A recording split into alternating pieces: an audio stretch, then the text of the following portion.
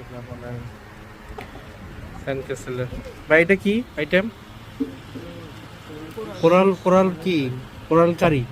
তারপর এখানে এটা হলো দেশি দেশি চিকেন, এর মধ্যে তো রসুনও আছে, রসুন আছে। আর ভর্তা কি কি আইটেম আছে এখানে? 5 আইটেম না? এটা হচ্ছে ডাল, ডালটা কিসে মানে বেশ ভালো ইয়াতে। সালাদ।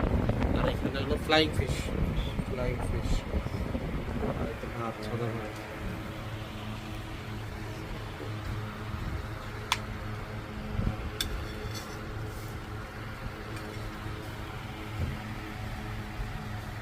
নতুন করে আবার চলে আসছিল এটা দেখতে পাচ্ছি, যেটা বাকি ছিল।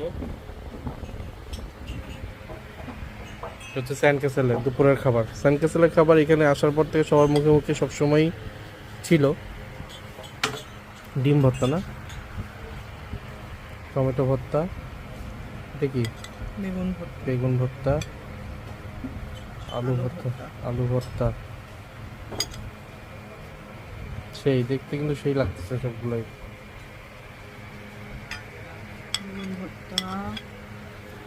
কোরাল ফিশের কারিটা দেখতে অসাধারণ। দেশি মুরগি এখানে এসে সেন্ট মার্টিনের দেশি মুরগি অসাধারণ।